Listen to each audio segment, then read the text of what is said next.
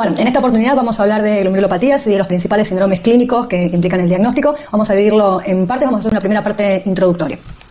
La imagen lo que están viendo es un glomérulo normal. Cuando uno habla de glomerulopatías tiene que tener en cuenta que no solamente la porción capilar es la que está afectada, sino que también analizamos el componente celular. Cuando hablamos de componente celular nos estamos refiriendo a la cápsula de Bowman y a las membranas.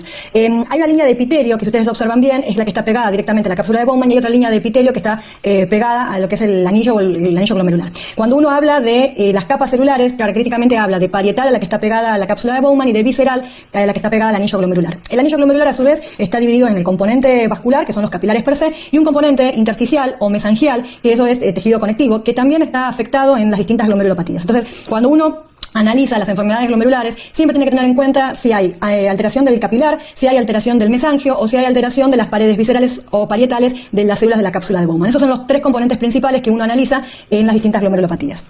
Cuando hablamos de la membrana basal glomerular, la membrana basal es fundamental para mantener una buena perfusión una buena capacidad de filtrado y es una de las primeras que se disrumpe y la que nos permite ver las alteraciones que después vamos a ir a encontrar en la orina completa. La membrana basal tiene dos componentes dentro de la membrana. Fíjense que tiene un componente de membrana basal y dos grupos celulares, ya sean células endoteliales, que es directamente relacionada con el anillo glomerular, y las células epiteliales, lo que sería la porción visceral de esa cápsula. Esas células viscerales son los que llamamos podocitos y los podocitos tienen un rol fundamental en ciertas patologías glomerulares y son los primeros que se alteran ante la presencia de proteínas en orina. Dentro de las formas de presentación clínica de las enfermedades glomerulares tenemos varios síndromes. Lo que es característico de la enfermedad glomerular es que estos síndromes no suelen manifestarse en forma completa en el 100% de los casos. ¿A qué me refiero con esto? Que no siempre vamos a encontrar un síndrome nefrítico puro, un síndrome nefrótico puro, y que muchas veces las manifestaciones de enfermedades glomerulares suelen ser sutiles o confundidas con otras patologías, como por ejemplo la hipertensión o la microhematuria. Por lo tanto, la sospecha clínica tiene que ser muy alta, es muy importante el interrogatorio y primero hay que establecer el diagnóstico diferencial para poder pedir los estudios complementarios de acuerdo a nuestra hipótesis diagnóstica. Los síndromes clásicos son el síndrome nefrítico, el síndrome nefrótico, la proteinuria persistente, la hematuria, las anormalidades urinarias asintomáticas, esto es, cualquier alteración en la orina completa, la insuficiencia renal, característicamente la insuficiencia renal aguda y de ellas la rápidamente progresiva, pero no es poco frecuente encontrarnos con un paciente con una glomerulopatía ya en el estadio directamente de enfermedad renal crónica. Y después, no menos importante y mucho más difícil de diferenciar por la prevalencia que tiene esta enfermedad en la población general, que es la hipertensión. Dentro de las causas de hipertensión secundaria, la enfermedad glomerular es una de las primeras que hay que buscar y sobre todo en pacientes jóvenes. Dentro de la terminología, cuando hablamos de glomerulopatía, hablamos de cualquier lesión glomerular y lesión implica ya sea afectado el anillo glomerular, el mesangio o las células epiteliales y que implique inflamación, infiltración de glóbulos blancos, depósito de anticuerpos o de complementos. Es decir, que cuando uno analiza la glomerulopatía desde el punto de vista fisiopatológico y de los hallazgos histológicos, hay que definir qué parte del glomérulo es la que está afectada y después cómo está afectada. Si está inflamada, si está infiltrada, si tiene depósitos de anticuerpos o de complemento. Aparte, se definen como primarias o secundarias. Secundarias son aquellas que tienen alguna otra etiología general que tenga repercusión en el glomérulo y después finalmente, según la evolución, en aguda, subaguda o crónica. Desde el punto de vista anatomopatológico, hay que describir ciertas características que tienen que estar presentes en todo informe anatomopatológico de una biopsia renal. Primero, la distribución de las lesiones. No importa cuál sea de esas lesiones, si esas lesiones son globales o segmentarias, eso siempre descrito con respecto a un solo glomérulo. Si son focales o difusas, eso siempre respecto al total de los glomérulos de la muestra del riñón. Después, si son proliferativas o no proliferativas. ¿Qué significa proliferativo? Que tenga infiltración celular, que tenga proliferación celular. Eso es un concepto sumamente importante, sobre todo si la proliferación es endocapilar dentro del glomérulo o la proliferación es extracapilar. Y si es extracapilar, ¿dónde es? Si está en el espacio de Bowman, como son las semilunas, o la proliferación es en el espacio del mesangio. Después, otro concepto importante es si hay esclerosis y diferenciarla de la fibrosis.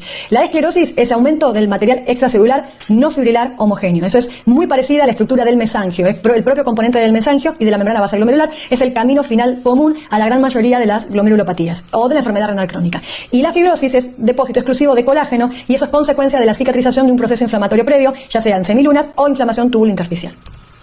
Repasando un poquito entonces los conceptos, habíamos dicho mirando la imagen que cuando nos referimos a un solo glomérulo, hablamos de glomérulo o de una lesión global o segmentaria. Y cuando hablamos de varios glomérulos, si esa lesión es difusa o es focal. Entonces, teniendo en cuenta estos conceptos, podemos tener presente que cuando tenemos afectados varios glomérulos, podemos tener una lesión focal global, focal segmentaria o difusa segmentaria. El patrón más común de todas estas es la focal y segmentaria. ¿Eso qué quiere decir? Que están afectados algunos glomérulos y no en la totalidad de esos glomérulos, sino en algunas porciones. Indicaciones de la biopsia renal son varias, pero lo más importante para las indicaciones de biopsia es tener en cuenta el paciente al cual vamos a biopsiar, ¿Qué diagnósticos son los que nos planteamos? Los diagnósticos tienen que estar establecidos antes de la biopsia renal y no ver qué nos vamos a encontrar en una biopsia renal. Y el tercer factor a tener en cuenta es la posibilidad de recuperación o de progresión de la enfermedad. Es indicación absoluta de biopsia cuando uno tiene la certeza o tiene la chance de que el paciente tenga una gran capacidad de recuperación con el tratamiento que vamos a instaurar. No tiene ningún sentido realizar una biopsia renal en un paciente que esté con un estadio 4 de enfermedad renal crónica, en donde hagamos lo que hagamos, la posibilidad de recuperación es baja. Entonces, en ese caso, someter al paciente a un riesgo de un procedimiento con muy poca chance de recuperación y de información. Siendo un poquito más estrictos, ¿cuáles son los pacientes que tienen indicación de biopsia renal? Son todos los síndromes nefróticos, excepto el síndrome nefrótico que claramente está asociado a diabetes o asociado a amiloidosis, en el cual pudimos hacer el diagnóstico por otro método, por ejemplo, utilizando la punción de una biopsia de grasa abdominal, o en los pacientes pediátricos que debutan con síndrome nefrótico, porque tenemos una alta posibilidad de encontrarlos con una nefropatía por cambios mínimos, en la cual el tratamiento es empírico. Con respecto a diabetes y síndrome nefrótico, tiene que quedar en claro que la evolución era la lógica y la esperable. Un paciente diabético con buen control metabólico, que de un momento para el otro debuta con un síndrome nefrótico, eso no es la evolución esperable en un diabético, y eso sí son indicación de biopsia. Insuficiencias renales agudas de causa no determinada, esas son indicaciones absolutas. Insuficiencia renal aguda prolongada o de rápida progresión, sobre todo porque esos son los que son pasibles de tratamiento inmunosupresor, entonces es indicación para poder ver qué posibilidad de respuesta al tratamiento inmunosupresor vamos a tener. Los síndromes nefríticos, por el mismo motivo. Una insuficiencia renal crónica en estadios tempranos con riñones normales, por la posibilidad de que sea una nefropatía diabética o que sea amiloidosis y requiera otro tipo de tratamiento o buscar otra enfermedad subyacente. Las anormalidades urinarias asintomáticas como la proteinuria y la hematuria, las dos en conjunto sí son indicación de biopsia, las dos por separados en forma aislada. La microhematuria aislada es muy discutida su indicación de biopsia, hoy por hoy trata ya de no de biopsiarse, salvo que el paciente presente hipertensión o proteinuria asociada.